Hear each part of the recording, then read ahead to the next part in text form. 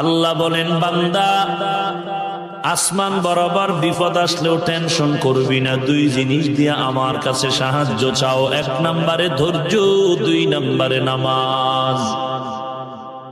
ধৈর্য এমন দামি একটি সম্পদ, হাসরের ময়দানে আল্লাহ বলবেন ধৈর্য ধারণকারীরা বিনা হিসাবে জান্নাতে যাও। ইন্নামা ইউওয়াফাস সাবিরুনা আজরাহুম বিগাইরি হিসাব।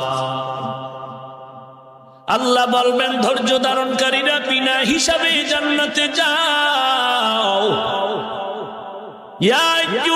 আল্লাহ বলেন, বান্দা আসমান বরাবর বিপদ আসলেও টেনশন করবি না। দুই জিনিস দিয়ে আমার কাছে সাহায্য চাও, এক নম্বরে ধৈর্য, দুই নম্বরে নামাজ।